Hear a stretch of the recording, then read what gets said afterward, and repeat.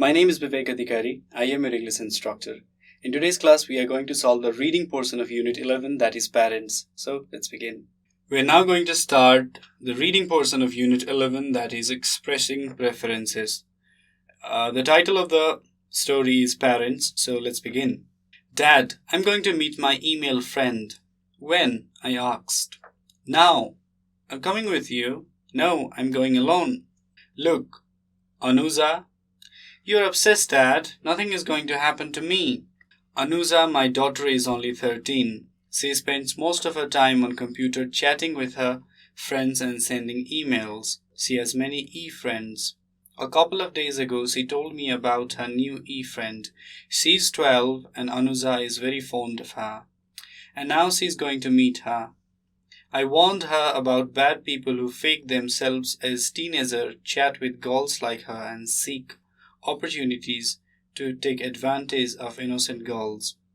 But she doesn't listen to me. She thinks I am an old man who is overprotective of his daughter, a man who sees ghosts in every dark corner. Look, honey, I'm not saying you can't meet your friend. All I'm saying is let me come with you. I will not step out of the car first, and if I see a girl of 12 waiting, I'll do some window shopping and you can go and meet her. But if there is no girl, we will wait for 10 minutes and then come back, okay? This is ridiculous. She stamped her feet. Why? Is it because I'm 60 years old? Or is it because I have a big belly? Or because there are no hair on my head that you're ashamed of going out with me? I tried to joke. Oh, Dad, you are impossible. You look like a boy in your new outfit. On the way, I commented on her dress. Dad, I think I must tell you something. I'm listening. I'm not a girl. I'm not a girl for the girl. The friend I'm going to meet. You lost me. Sorry. What I want to tell you is that I chatted with her as a boy. You mean you pretended to be a boy to this girl? I stared at her and the car swerved a little, which I controlled. Yes, she knows me as a boy. God, I tried to digest this new information. When we reached the place, I got out of the car and walked around. There was no girl in sight. Some 100 meters away, a car with dark windows was parked on the other side of the road. On the nearby ground, some boys were playing cricket and a couple of cows were munching dried hay. I looked at my watch and started pacing up and down the road. I looked at the car and started walking again. The car started and sped away. I again consulted my watch. 10 minutes up, no sign of any girl. I walked to my car, got into it and said, You see, I was right. There is no one here. The girl you chatted on the internet must have been fake. Next day, at lunchtime, I retold the whole event to my colleague Durva. So you think that some bad guy was trying to approach your daughter? He smiled. Why are you laughing? Let me tell you why the girlfriend of your daughter didn't appear at the meeting place. It was because her mother came with her in a car. Before you reached there, the mother was watching if there was really a boy of 13, but all she could see was an old man with a big stomach and a bald head lurking around the meeting place. So, she didn't let her daughter get out of the car. She just drove the car back home. You mean she saw me? I stammered. Yes, she saw you.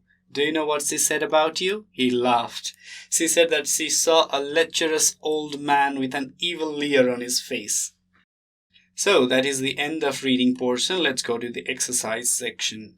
So let's find out the meanings of these phrases. They're quite long. Nonetheless, let's find the meaning. The first one is preoccupied or filled the mind of someone continually and to a troubling extent. So it is obsessed, correct? The second one is the activity of looking at goods displayed in shop windows. It is called window shopping. Very good. Window shopping. Very silly or unreasonable. Ridiculous.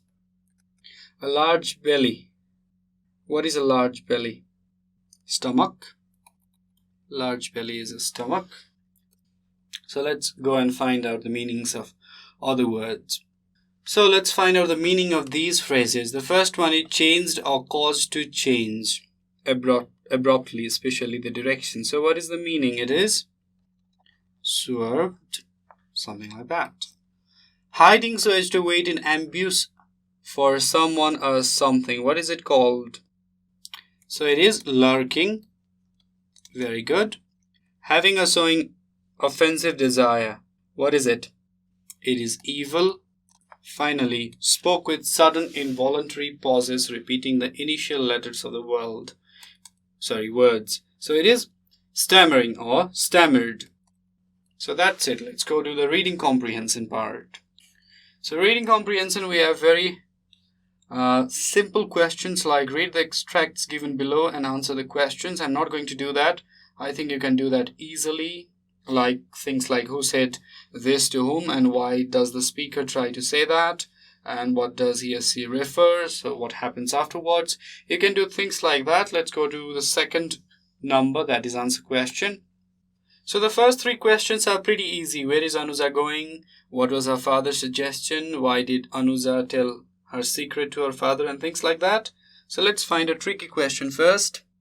The first question is, did Anuja meet her friend? Why not? So the answer is obviously no. That's why the question is asking why not. So no, Anuja did not meet her friend because nobody showed up. Nobody showed up. So no one was there, right? She was all alone. Only a car was there, parked with black windows, dark windows. So no, Anuja did not meet her friend. Let's go to another question. So how did the father feel at the end? Any guesses? I think he must have felt ridiculous because he acted that way. He was trying to be overprotective, and because he was trying overprotective, he sort of looked ridiculous.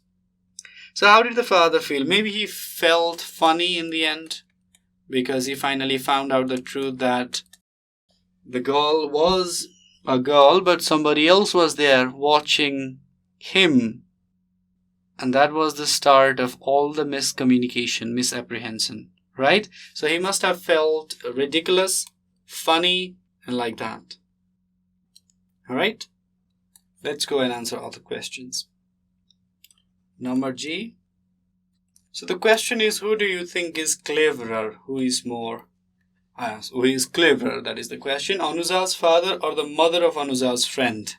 Now this is a tricky question. Who do you think is more clever? I think they are equal. They are equally clever. Because Anuja's father tried to save his daughter, while Anuja's friend's mother tried to save her daughter. So they were trying to save. They were both being overprotective. Like all parents are overprotective in some way. So they were trying to overprotect their own children. And finally, they made fools out of themselves. Something like that. So I think they are equally clever. Let's go to another question. So another question is, do you think Anuja's father was caring? What do you think? Was he caring? Yes, he was. But he was over-caring too. What does that mean?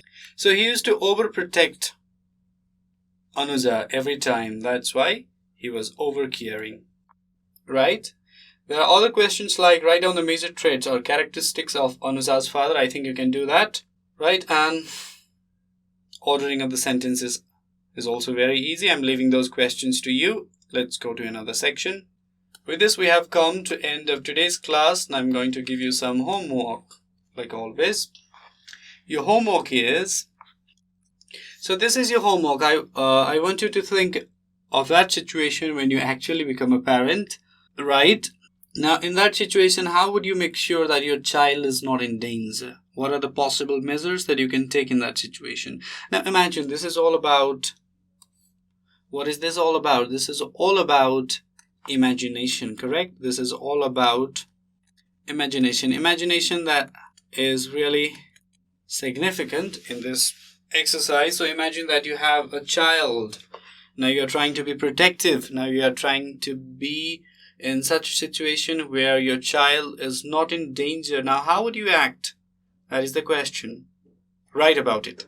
Think, brainstorm a little, and write. That's your homework. With this, we have come to end of today's class. If you have any questions or suggestions regarding this video series, feel free to write us at learning@deerwalk.edu.np. Thank you.